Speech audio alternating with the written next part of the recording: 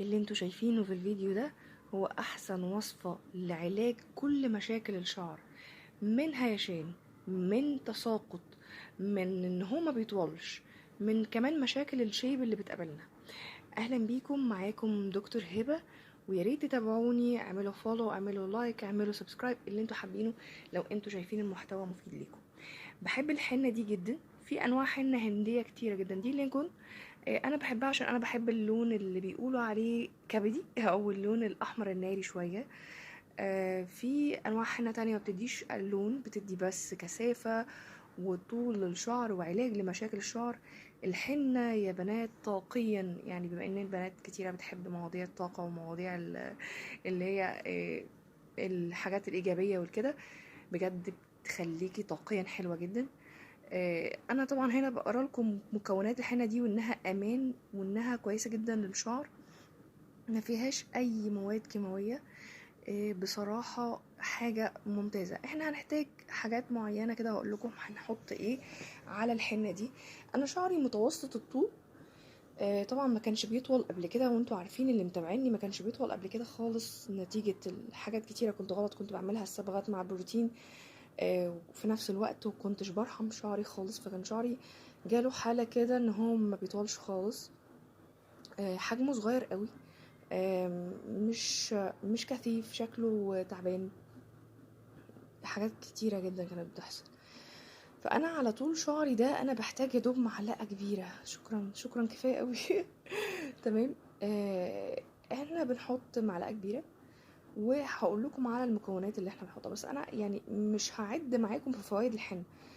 انتي حتى لو بتصبغي شعرك، لا ما تحطيش الحنة. انا ما برجحش ان انتي لو بتصبغي شعرك بتحطي الحنة، بس انا لو حاجات، انا هنا بحط قهوة ابعوف على الحنة. القهوة فيها كافيين، والكافيين بيعمل انهانس او بيزود او بيحفز نمو شعرك جدا جدا جدا.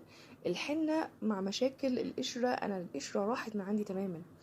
انا كان نتيجة البروتين والحاجات الكتيرة كانت بتيجي على فروة راسي، كانت القشرة مبهدلاني. القشرة كانت حرفيا ممكن تطلع بالدم من كتر ما هي كانت مؤلمة جدا وكتيرة جدا، رغم ان انا كنت بغسل شعري كتير. هنا انا حاطه منقوع العرق، سوري مش عرق سوس، منقوع حبة البركة اهي، الحبة السوداء.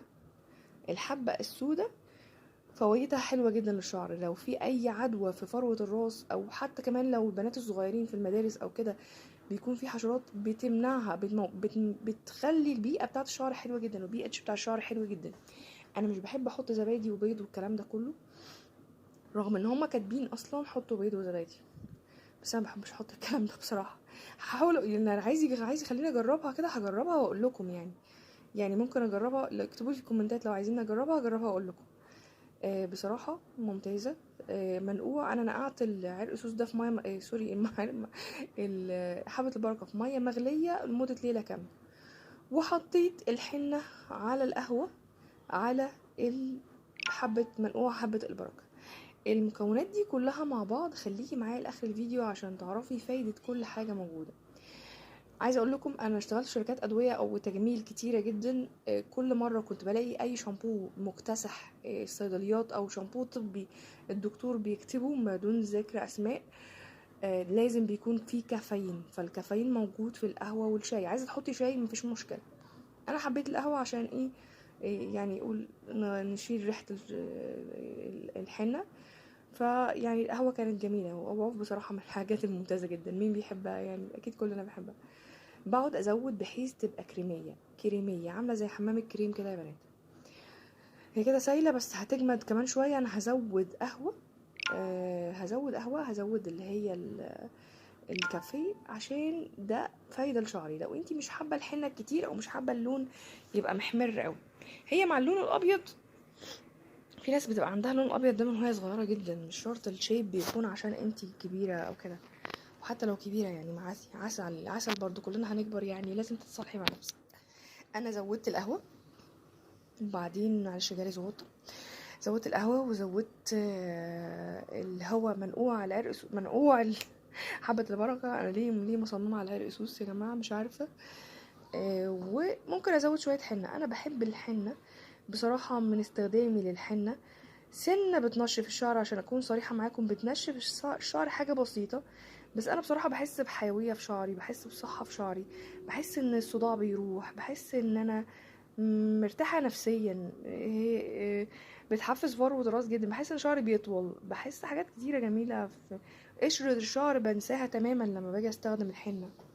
حاجات كتيرة اوي بجد. الحنة من الحاجات اللي وصى بيها الرسول عليه الصلاة والسلام، وانا بحبها يعني، حتى كمان امنه جدا ايا كانت حالتك ايه. في ناس ضد الحنه، مع احتفاظهم يعني، خلي رايهم لنفسهم، مفيش مشكله، مش شرط يكونوا غلط، ممكن عادي. بس انا عن تجربه، وبلاقي صحابي اليمنيات او السعوديات او اللي هم من جنسيات كده دايما شعرهم طويل كده وحلو كده، ده بيستخدموا الحناء.